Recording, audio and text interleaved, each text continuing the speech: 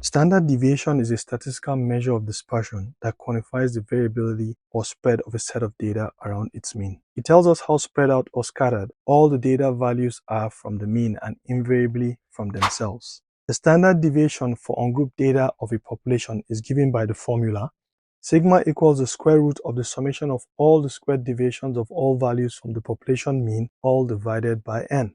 Here, lowercase sigma represents the standard deviation of the population. Uppercase sigma from I equals 1 to n is the summation of the values from the first to the last. X subscript I is the value of the index data element in the population. Mu is the population mean of the dataset. And uppercase n is the number of data elements. Let us use this formula to find the standard deviation of this individual series or ungrouped data set of the ages in years of all the children who attended an immunization clinic in Samaru, Zaria on the 21st of January 2025. We know that this is ungrouped data because each number here represents one individual. This is also called an individual series data. So what is the standard deviation of this data? To begin with, let us first identify whether this individual series data is that of a sample or a population. This will help us to know the correct formula to apply. Now, because the formula for population data is slightly different from that of a sample. Now, we understand that this data is for a population because this is data from all, I repeat, all the children that were seen in the hospital during the study. So this is not a sample, but a population. So we'll be using the formula for calculating the standard deviation for ungrouped data of a population. Now there are 6 steps according to this formula. The first is to calculate the mean of this population of children, denoted as mu. Then we subtract the mean from each number or value in our data set to get the deviations from the mean. Next, we square each of the deviations to get the squared deviations from the mean. Then we sum the squared deviations together to get the sum of squared deviations. We divide the sum by the number of individuals in the population, i.e. the population size, that's uppercase N. And finally, we find the square root of everything. Easy peasy, right? Now, it's always better to use a table when computing statistics by hand to make it easy and tidy. So for this our data, let's draw a simple table with 2 columns.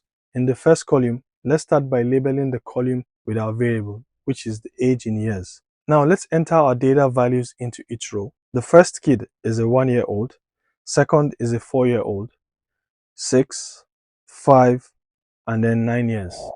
Nice. In statistics, the index variable is usually denoted as x sub I. So let's tag this column as x sub I. But you can call it whatever you want, but this is just to follow our formula. So let's stick with x sub I. Now to the first step, calculate the mean. This is denoted as mu.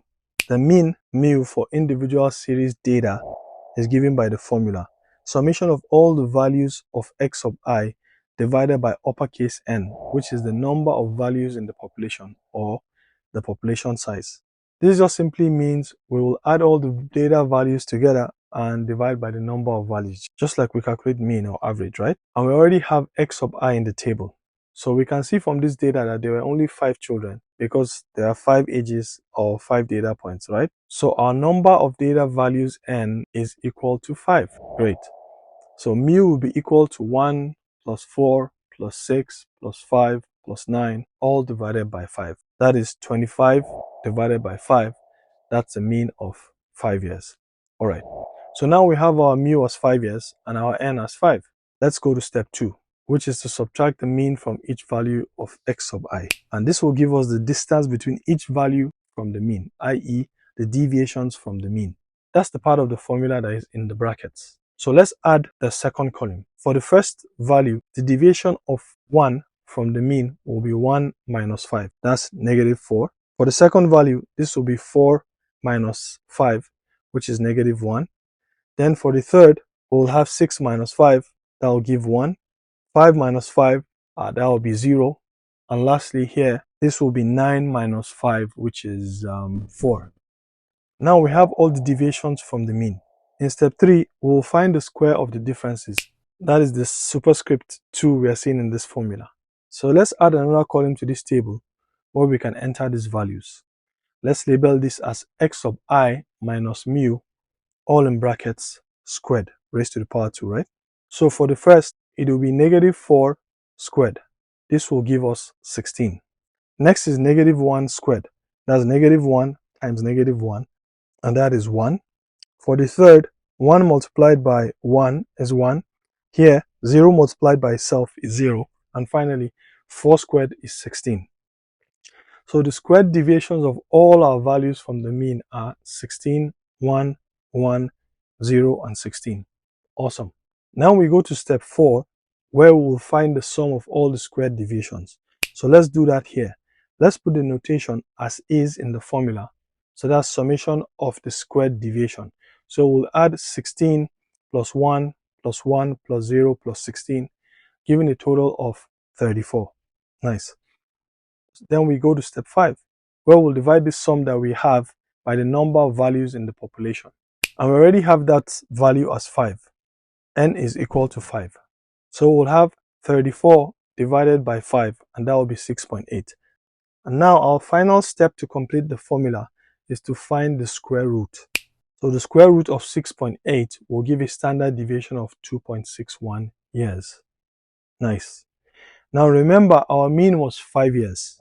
So what does the mean of 5 years and a standard deviation of 2.61 years imply? This indicates that the ages of the children in our data varied on average by 2.61 years from the mean age of 5 years. Easy peasy. Now let me explain this a bit further by using a number line to show this dispersion in the data. Remember, we said standard deviation is a measure of spread, right? So let's see how this is playing out in our data. The first child was 1 year old. Let's represent that with a red dot. The second was 4 years. Third was 6. The fourth was 5. And the last was 9. So a mean of 5 indicates that the midpoint or the central point or the central value of our data is 5. And we can see here that the majority of our data values are clustering around 5. And a standard deviation of 2.61 years means on an average that the data of the children varied between 2.61 years above and 2.61 years below the mean. Awesome. In summary, we have looked at how to compute the standard deviation of ungrouped data of a population, what many people like to call individual series data.